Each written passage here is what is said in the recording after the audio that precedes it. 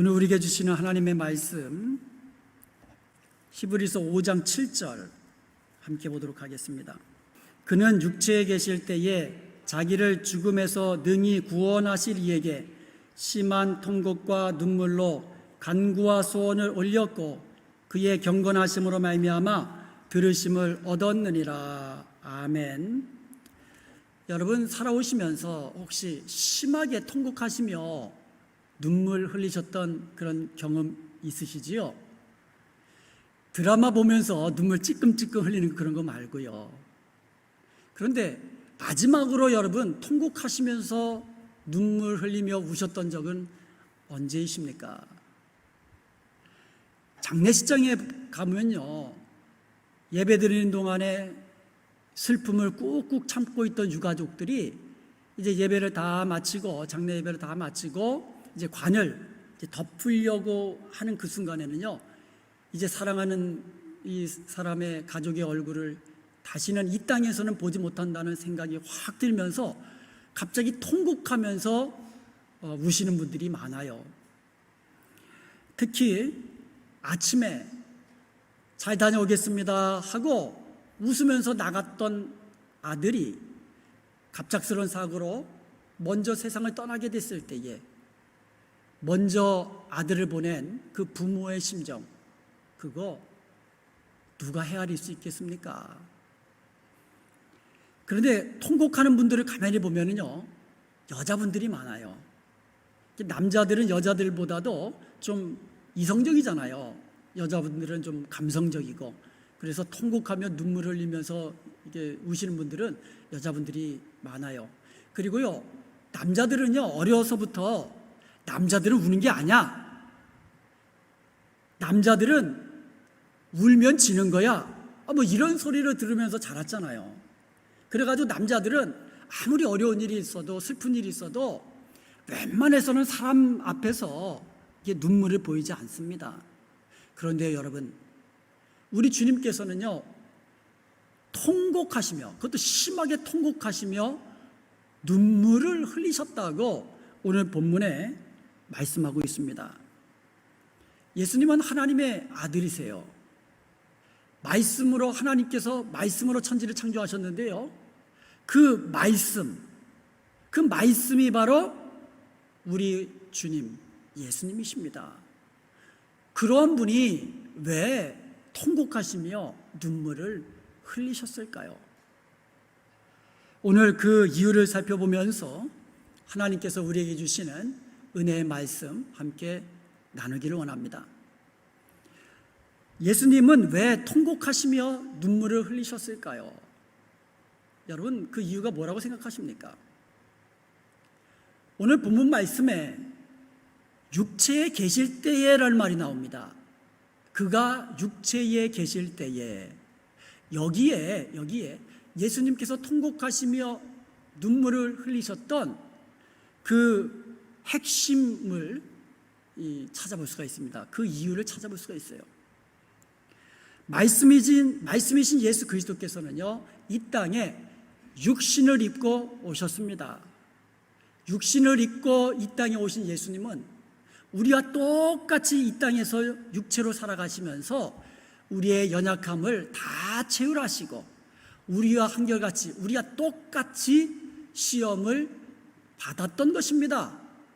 그렇기 때문에 우리의 슬픔과 우리의 고통과 우리의 죽음까지도 다 채울하신 그러한 주님이시기 때문에 우리의 모든 고통을 보시면서, 아픔을 보시면서 눈물로 또 통곡으로 그렇게 간구와 소원을 올리셨다는 것입니다. 히브리서 4장 15절과 16절에 보면 우리에게 있는 대제사장은 우리의 연약함을 동정하지 못하실 이가 아니요 모든 일에 우리와 똑같이 시험을 받으신 이로되 죄는 없으시니라, 이렇게 말씀하고 있습니다. 우리에게 있는 대제사장 예수님이죠. 그 예수님은 우리의 연약함을 동정하지 못할 리가 아니요, 여기서 동정하다는 말의 헬라어가 순파세오라고 합니다. 이 심파세오라는 말은 영어로 sympathize, 그러니까 동정하다라는 뜻이죠. 그리고 그 have compassion 이러한 뜻입니다. 이 sympathize, 동정하다, 측은히 여기다. 그래서 오늘 우리가 함께 보고 있는 이 개정판 한글 성경에서는요, 동정하다라는 의미로 번역을 한 겁니다. 그런데 have compassion 할 때 이 compassion, 함께라는 뜻이고요. passion이라는 말은 고통이라는 뜻이에요. 그래서 고통을 함께 나눈다라는 뜻이에요. 이전에 개역 한글 성경에는요, 체휼하다라고 번역이 되어 있어요. 그러니까 동정하다라고 지금 번역되어 있는데, 이전 한글 성경 개역 한글에는 체휼하다라는 이렇게 번역을 했어요. 체휼하다.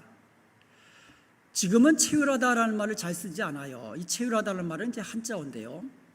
그 의미는 함께 겪는다, 함께 겪으며 공감한다라는 뜻이에요. 그러니까 have compassion이라는 의미로 체휼하다 이렇게 번역을 한 거예요. 어머니에게 있어서 자녀들은 아마 자기의 분신과도 같은 존재들입니다. 그렇잖아요?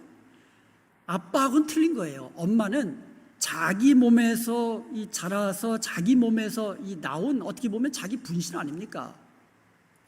그렇기 때문에 자식이 고통당할 때 아빠보다는 엄마들이 더 고통을 함께 느낍니다. 측은히 여깁니다. 이것이 compassion입니다. 암 환자의 고통은 누가 가장 잘 이해할까요? 아마도 암 환자이거나 내가 과거에 암으로 고통받다가 지금은 나음을 입은 사람, 그런 사람이 암 환자의 고통을 가장 잘 이해할 것입니다. 예를 들어서 사랑하는 가족, 특별히 사랑하는 아들을 먼저 보낸 그 부모의 그 마음을 누가 이해할 수 있을까요? 똑같은 상황을 경험했던 부모, 그 부모는 아주 잘 이해할 것입니다. 내가 겪어봤기 때문에. 예수님에게는 이런 컴패션이 있으신 거예요. 예수님이 이 땅에 오셔서 육체로 계실 때에 죄인된 인간들이 겪었던 고통과 슬픔과 심지어 죽음까지도 다 체휼하셨기 때문에, 다 경험하셨기 때문에 우리의 고통을 아시고 눈물로 기도하시며 소원을 드리셨던 것입니다. 성경에 보면은요, 예수님이 육체에 계실 때에 적어도 3번은 우셨습니다. 3번은 우신 것으로 이제 기록이 되어 있습니다. 그 첫 번째가 예수님께서 베다니의 나사로의 죽음 앞에서, 그 무덤 앞에서 눈물을 흘리셨습니다. 요한복음 11장 35절에 보면 예수께서 눈물을 흘리시더라 이렇게 되어 있어요. 이것은요, 예수님께서 사랑하시던 그 나사로가 병들어 죽게 되었다라는 전가를 받으셨어요. 그런데 예수님께서 무슨 이유신지 며칠을 지체하신 거예요. 그리고 막상 그 집에 도착했을 때에는 이미 나사로가 죽은 지 나흘이 지나가지고 그 무덤에 들어가 있을 때입니다. 나흘이 지나니까 이미 시신은 상해서 이 냄새까지 진동하는 그러한 때에 예수님께서 그 집에 가서 무덤 앞으로 가신 거예요. 그런데 예수님께서 나사로의 무덤 앞에서 나사로야 나오너라 이렇게 큰 소리로 말씀하신 거예요. 그러자 놀랍게도 죽은 나사로가 완전히 그 온 몸을 둘러싸서 배로 이게 둘둘 말잖아요. 오늘 말로 하면 수위로 감싼 그 나사로가 자기 발로 걸어서 나온 겁니다. 다시 살아난 거예요. 그 광경을 목격한 거기에 있던 사람들이 전부 다 놀라게 된 거예요. 이 소문이 삽시간에 퍼져나갔고요. 그 소식을 전해 들은 수많은 사람들이 예수님을 믿었더라. 이렇게 되어 있어요. 그런데 여기서 한 가지 이해하기 힘든 장면이 있습니다. 예수님께서 눈물을 흘리셨다는 거예요. 나사로가 병들어서 죽게 되었다는 소식을 들었을 때 이게 예수님이 하신 말씀이 있어요. 이 병은 죽을 병이 아니다. 하나님의 영광을 위한 병이다. 내가 이 일로 인하여 내도 영광을 얻을 것이다. 이 말씀을 하셨거든요. 그리고 죽게 될 것도 아시고 죽었다가 다시 살아나실 것도 아셨습니다. 그런데 왜 우셨느냐 이거예요. 잠시 후면 살아날 텐데. 여러분 어떻게 생각하세요? 지금 내가 울고 있다가 잠시 후에 나사로야 나오너라 하고 잠시 후에 부활하는데, 아니 도대체 왜 우셨느냐 이거예요.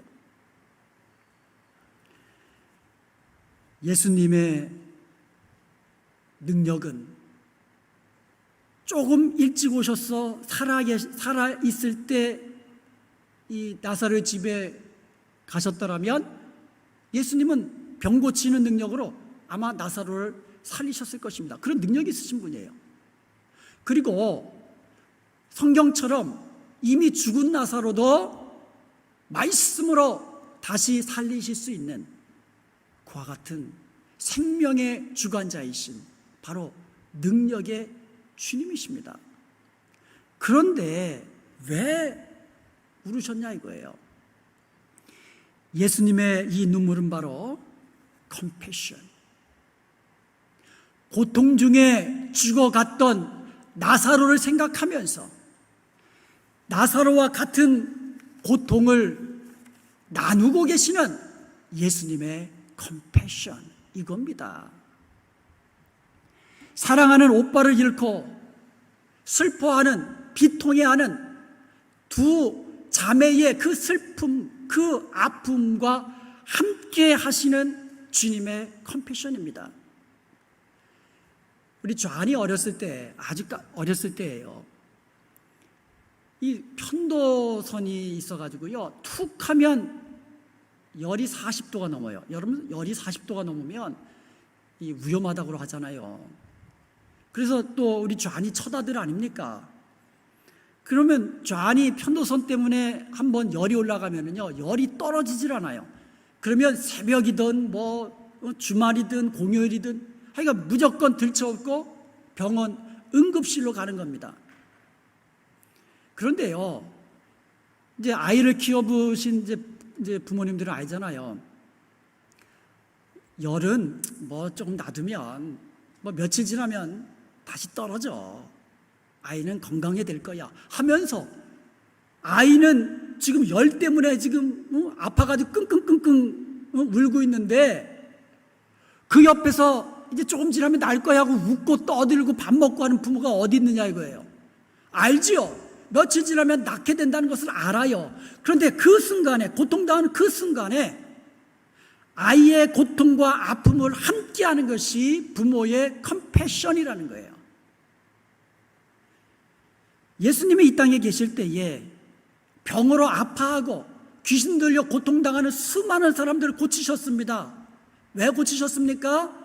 그들을 바라보실 때에 예수님이 컴패션, 그들의 아픔을 함께하고자 하는, 함께 하시는, 함께 나누시는 예수님의 컴패션, 이것 때문에 수많은 병자들이 고침을 받았고요, 많은 귀신 들린 자들이 고침을 받고 회복되고 깨끗게 된 줄로 믿습니다.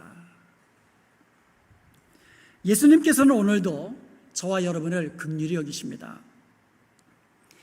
육체로 오셔서 우리의 연약함을 다 경험하신 분이시기 때문에, 다 체휼하신 분이시기 때문에 우리가 병들어서 고통당할 때에, 우리가 슬퍼서 눈물 흘릴 때에, 우리가 외로워서 마음이 찢어져 내릴 때에, 심지어 마침내 죽어야 하는 우리 인간의 모습을 긍휼히 여기시는 우리 예수님께서는 우리와 함께 고통을 나누시며 통곡과 눈물로 우리를 위하여 간구하시고 소원을 올리시는 것입니다. 예수님이 우리를 측은히 여기심으로 인하여 우리가 낫게 되고 우리가 새롭게 되는 것을 믿으시기를 주님의 이름으로 축복합니다. 그러면 우리는 주님 앞에서 우리를 측은히 여겨달라고 이와 같은 마음으로 항상 주님 가까이 나아가야 되는 거예요. 두 번째로 예수님은요, 예루살렘의 멸망을 바라보시면서 눈물을 흘리셨습니다. 우셨다고 기록되어 있어요. 누가복음 19장 41절에 보면 이렇게 기록되어 있습니다. 가까이 오사 성을 보시고 우시며, 이렇게 되어 있어요. 여기서 우셨다라는 말은 헬라어가 에클라우센이에요. 이것의 원형이 클라이오입니다. 클라이오. 울다, 슬퍼하다, 통곡하다라는 뜻이 있어요. 마태복음 2장 18절에 보면 슬퍼하다로 번역되어 있어요. 그리고 마태복음 26장 75절에 보면 이제 베드로가 예수님을 3번 부인하잖아요. 그런데 닭 우는 소리를 듣잖아요. 그 닭 우는 소리를 듣자마자 내가 닭 우는 소리가 들리기 전까지 나를 3번 부인하리라라는 예수님의 말씀이 딱 생각나가지고는 그 길로 밖으로 나가서 통곡하니라, 이렇게 통곡하다로 번역했어요. 근데 똑같은 단어인데, 그리고 똑같은 상황인데 마가복음 14장 72절에서는 울었더라, 그 일을 생각하고 울었더라, 이렇게 번역했어요. 즉 클라이오라는 이 단어는 그냥 우는 거, 그냥 단순히 그냥 슬퍼서 우는 거, 이것만이 아니고 슬퍼서 우는데 통곡하여 우는 것까지 다 포함된 말이에요. 갑자기 울음을 터뜨리며 소리를 내어서 통곡하는 이런 행동이 포함된 단어입니다. 이것은요, 예수님께서 십자가를 지시기 위하여 이제 마지막 예루살렘으로 입성하시는 길에 예루살렘 옆에 감람산이 있습니다. 그래서 감람산에서 내려다보면 예루살렘이 다 보여요. 그래서 예수님께서 감람산을 넘어서 내려오시는데 수많은 사람들이 예수님을 환호하면서 영접합니다. 그런데 그때에 그 감람산을 내려오실 때 예수님께서 예루살렘을 보신 거예요. 예루살렘을 바라보시면서 갑자기 통곡하며 우신 거예요. 옆에 있는 사람들이 아마 깜짝 놀랐을 겁니다. 아마 이렇게 생각했을 수도 있었을 거예요. 수많은 사람들이 환호하니까 감격해서 우시나? 뭐 이렇게도 생각하실 수도 있겠지요. 그것은 아니죠. 옆에 있는 사람들이 아주 의아하게 생각했을 것입니다. 수많은 사람들이 환호하며 영접하는 그 순간에 예수님은 왜 이렇게 슬퍼하시며 통곡하시며 우셨을까요? 그 이유는 예루살렘에 장차 임할 하나님의 무서운 심판을 미리 보셨기 때문입니다. 이스라엘은요, 하나님의 말씀을 거역했습니다. 하나님께서 이스라엘 백성들을 위하여 선지자들을 계속 보내셨지만 이스라엘 백성들은 거역하고 오히려 선지자들을 죽이기까지 했습니다. 그래서 마지막에는 아들을 보내신 거예요. 내가 아들을 보내면 내 아들의 말은 듣겠지 하고 아들을 보내신 겁니다. 그렇지만 이제 그들은 아들까지도 거역하고 며칠이 지나면 예수님마저도 십자가에 못 박아 죽이게 되는, 찢지 못할, 돌이킬 수 없는 그와 같은 죄까지 저지르게 될 것입니다. 저들을 향한 하나님의 심판은 점점점 커지고 점점점 높이 쌓아두셔서 한순간에 무서운 심판으로 그들 위에 임하게 될 것입니다. 이 모든 것을 보시는, 미리 아시는 주님께서는 예루살렘을 바라보시면서 통곡하시며 울으셨던 것이에요.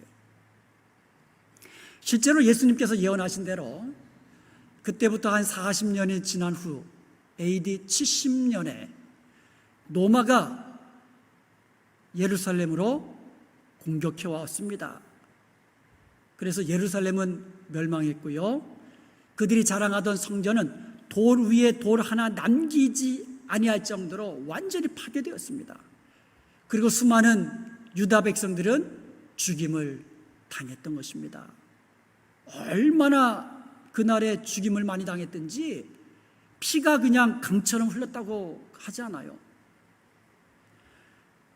예수님은 이 모든 것들을 미리 보시면서 동족 이스라엘을 향한 컴패션, 측은한 마음, 이와 같은 마음에서 눈물을 흘리며 통곡하며 우셨던 것이에요. 세 번째로 예수님은요, 겟세마네 동산에서 기도하실 때에 심한 통곡과 눈물을 흘리셨습니다. 오늘 본문 히브리서 5장 7절에 보면 그는 육체에 계실 때에 자기를 죽음에서 능히 구원하신 이에게 심한 통곡과 눈물로 간구와 소원을 올렸다라고 말씀하고 있습니다. 이것은요, 예수님께서 겟세마네 동산에서 십자가를 앞두고 땀방울이 핏방울처럼 이 바뀌어서 흘러내릴 정도로 그렇게 고통하시면서 기도하시는 바로 그 장면이에요. 예수님께서 그 순간에 왜 이렇게 심하게 통곡하며 눈물로 기도하셨을까요? 십자가를 앞두고 기도하실 때에 다가올 십자가의 고통이 너무 크니까 그 고통 생각하니까 눈물이 나셨을까요? 아버지 하나님께서 자기를 버리시는 그 순간을 떠올리게 되니까 통곡하며 그렇게 눈물을 흘리며 기도하셨을까요? 물론 예수님도 육체를 입으셨기 때문에 그와 같은 이유로 눈물을 흘리실 수 있으십니다. 그런데요, 예수님이 겟세마네 동산에서 기도하실 때에 심히 통곡하시며 흘리신 눈물은 그것이 이 주된 이유는 아닌 것입니다.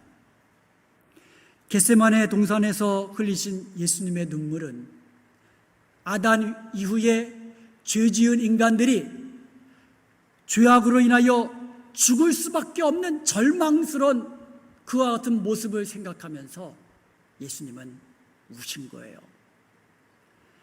예수님은 자기 백성에게 오셨지만 자기 백성들이 예수님을 영접하지 않았습니다. 오히려 예수님을 거역하고 하나님의 심판을 받아 멸망당하게 될 비참한 인간들의 모습을 생각하면서 자기 백성인데 그 자기 백성이 그렇게 하나님의 심판으로 멸망당할 모습을 바라보니까 컴패션, 애통해 하시며 심한 통곡과 눈물로 기도를 드리실 수밖에 없었던 것입니다. 사도 바울은요, 내가 저주를 받아서 하나님께로부터 내가 끊어진다 할지라도 내 동족 이스라엘이 내 고륙 지친 중 몇 명이라도 구원을 받았으면 좋겠습니다. 이렇게 기도했습니다. 모세 역시도요, 하나님이 백성들을 버리시려거든 차라리 내 이름을 하나님의 생명책에서 차라리 지워버리시고 하나님의 백성, 저 백성 이스라엘을 살려주옵소서, 이렇게 탄원하며 기도하지 않았습니까? 예수님도 마찬가지예요. 예수님이 겟세마네 동산에서 심한 통곡과 눈물로 간구와 소원을 올리신 그 이유도 마찬가지입니다. 자신의 십자가의 대속의 죽음을 통하여 죄로 인하여 죽어가는 저 백성들을 구원해달라는 주님의 그 마음, 자기 백성을 사랑하는 뜨거운 중보의 눈물이셨던 것입니다. 예루살렘에 입성하시는 예수님은 며칠이 지나면 십자가에 달려 죽으실 것입니다. 그런데 예수님은요, 죄로 인하여 멸망당할, 오히려 자기를 향하여 손가락질하고 자기를 거역하고 자기를 십자가에 못 박는 저들을 향하여서 오히려 예수님은 컴패션을 가지고 심한 통곡과 눈물로 간구하신 거예요. 실제로 예수님께서는요, 십자가에 달려 고통 중에 죽어가는 그 순간에도 아버지여 저들을 용서하여 주옵소서. 저들은 자기가 무슨 짓을 하는지 알지 못합니다. 아버지 저들을 사하여 주옵소서. 이렇게 용서의 기도를 드리지 않으셨습니까? 예수님이 육체에 계실 때에, 예수님이 이 땅에 오셔서 육체에 계실 때에 우리 죄인된 인간의 모든 연약함과 고통을 다 경험하시고 심지어 죽음까지도 다 친히 경험해보지 않으셨습니까? 그렇기 때문에 예수님은 우리 인간들, 연약한 인간들이 경험하는 슬픔과 고통과 죽음까지도 우리 하나님은 그냥 보시지 않으시는 거예요. 내가 고통당하는 것처럼 컴패션을 가지고 우리를 바라보시는 것입니다. 그리고 예수님은 지금도 우리의 중보자가 되셔서 우리를 위하여 눈물로 기도하시는 줄로 믿습니다. 80년대를 대표하는 가수들 가운데 최성수라는 가수가 있어요. 여러분 아시나 모르겠지만 그의 대표곡 가운데 풀립사랑이라는 게 있어요. 풀립사랑. 그대는 풀립 하는 거 있죠. 나는 이슬. 그대가 풀립이면 나는 풀립 위에 맺혀지는 이슬. 그대는 이슬, 나는 햇살. 그대가 이슬이라면 나는 이슬 위에 살포시 내려오는 아침 햇살. 사랑해 그대만을 우리는 풀립사랑. 참 가사가 좋은 것 같아요. 이런 가사예요. 그대가 풀립이라면 나는 풀립 위에 맺히는 이슬. 그대가 이슬이라면 나는 이슬 위에 아침에 살포시 내리는 따뜻한 햇살. 우리의 사랑은 풀립사랑. 동행이라는 노래도요, 그의 히트곡 가운데 하나입니다. 가사가 이래요. 누가 나와 같이 함께 울어줄 사람 누가 있나요? 누가 나와 같이 함께 따뜻한 동행이 될까? 내가 슬픔 중에 있을 때 나와 함께 울어줄 사람 누가 있나요? 내가 고통 중에 있을 때 나와 함께 아파할 사람 누가 있나요? 누가 나를 함께 따뜻한 동행이 되며 나를 사랑해 줄 사람 누가 있나요? 사랑하는 여러분, 여러분이 슬퍼서 눈물 흘릴 때에, 여러분이 병들어 아파할 때에 끝까지 나와 함께 동행하시며 나를 사랑하시며 나의 눈물과 함께 하시며 나의 아픔과 함께 하시는 분은 오직 예수님뿐이 없는 것을 믿으시기 바랍니다. 내가 지쳐서 기도할 수 없고 눈물이 빗물처럼 흘러내릴 때에, 내가 외로워서 마음이 무너질 때에, 내가 실패하여 낙심하고 있을 때에, 심지어 내가 죄를 범하여 고개조차 들 수 없는 그 순간에 나와 동행하시며 나를 사랑하셔서 통곡과 눈물로 나를 위하여 기도하시는 분은 오직 예수님뿐인 줄로 믿습니다. 골고다 언덕을 올라가시는 예수님의 뒤를 따라서 수많은 여인들이 가슴을 치면서 애통하면서 울면서 예수님을 따라왔습니다.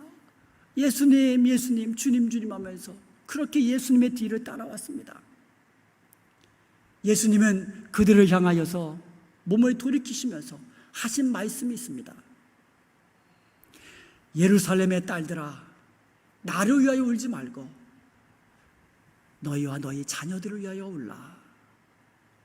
사랑하는 여러분, 이제 우리는 우리와 우리의 자녀들을 위하여 통곡하며 울어야 할 때인 줄로 믿습니다.